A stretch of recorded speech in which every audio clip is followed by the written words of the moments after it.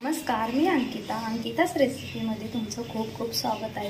आज आपण बघणार आहोत डाळ तांदळाचा ढोकळा कसा बनवायचा ते एकदम स्पॉन्जी आणि मऊ लुसलुशीत असा ढोकळा बनवणार आहोत आपण। इथे आपल्याला घ्यायचे आहेत 2 वाटी तांदूळ।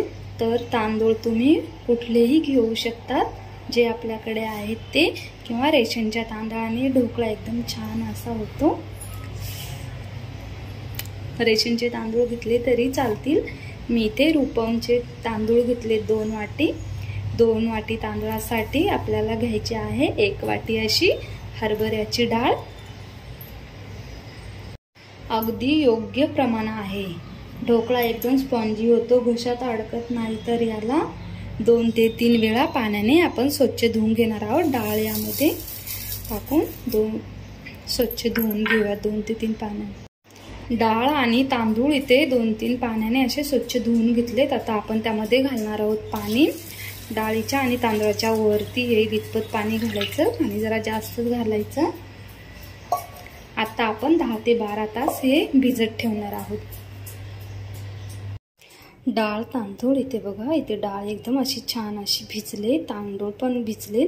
आता आपण हे सर्व मिक्सर जारला बारीक करून घेणार आहोत। आता आपण यामध्ये घालणार आहोत दही।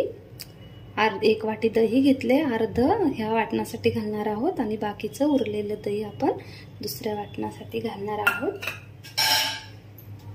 आता आपण आपल्याला राहिलेलं दही आपण यामध्ये टाकणार आहोत आणि हे पण मिक्सरला असं बारीक करून घेऊया।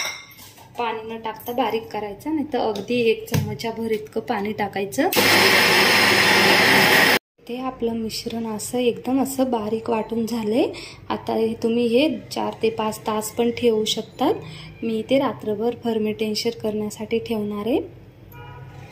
हे बॅटर थोडंसं मोठ्याच भांड्यामध्ये ठेवायचं, कारण का आपण ठेवताना रात्रभर ठेवणार आहे। त्यामुळे इथे बॅटर आपलं असं एकदम छानपैकी फर्मेंट झालंय। आता आपण हे सगळं असं मिक्स करून घेऊया।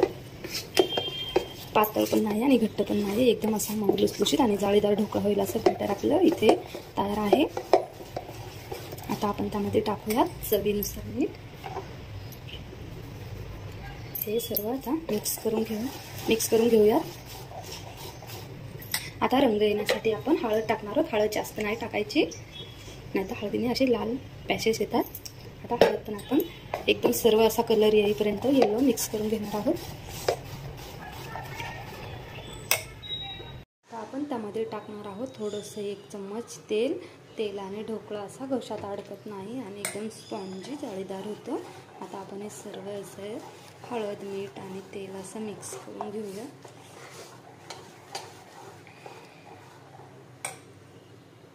एक चम्मच खायचा सोडा टाकूयात। खायचा सोडा एकदम असा सर्व मिक्स करून एकजीव करून घ्यायचं। सर्व असं पेटत राहायचं, एक साइडनेच पेटायचं। ढोकळा बनवण्यासाठी इथे कढई घेतले, मी कढईमध्ये ढोकळा बनवणार आहे। इथे डिशला असं ग्रीस करून घेतले, पाण्याला पण असं छान उकळी आले, त्याच्यामध्ये स्टँड टाकलाय। आपण हे बॅटर त्यामध्ये टाकूयात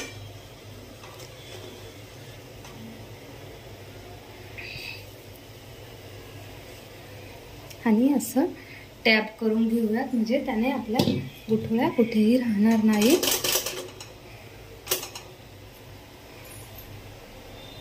पंधरा मिनिटासाठी झाकण ठेवून आपण ढोकळा वाफवून घेणार आहोत। गॅस लोच ठेवायचा। 15 मिनिटं झाले आहेत। आता आपण बघणार आहोत ढोकळा शिजला का नाही। असं मध्यभागी टोचायचं, कुठे सुरीला चिटकला नाही तर समजा आपला ढोकळा शिजलाय। आता आपण गॅस बंद करूया आणि ढोकळा थंड करून घेऊया। ढोकळा आता थंड झालाय। आता आपण त्याला सर्व बाजूने असं सुरीच्या साहाय्याने काढून घेणार आहोत।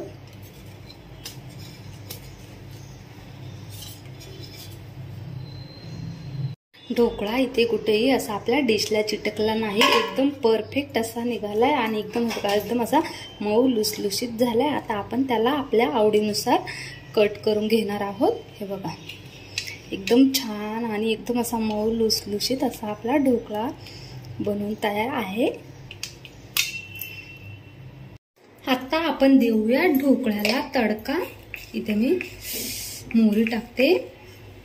मोहरी जरा जास्त टाकायची, छान अशी तडतडू द्यायची। आता त्यामध्ये टाकूयात जिरा। जिरा पण असा मस्त फुलू द्यायचा। आता त्यामध्ये टाकूयात कढीपत्ता। कढीपत्ता छान असा तडतडला की त्यामध्ये आपल्या आवडीनुसार आपण हिरवी मिरची कट करून टाकायची। हिरवी मिरची अशी छान फ्राय होऊ द्यायची। हिरवी मिरची फ्राय झाली की त्यामध्ये टाकायची थोडी साखर टाकायची। आणि आता आपण टाकणार आहोत थोडंसं पाणी।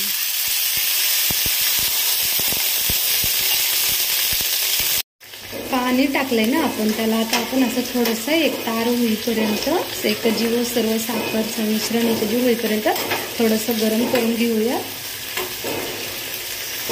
इथे आपल्या ढोकळ्याचे पण असे छोटे छोटे आपल्या आवडीनुसार आपण कट करून घेतले। आता आपण देऊया तडका।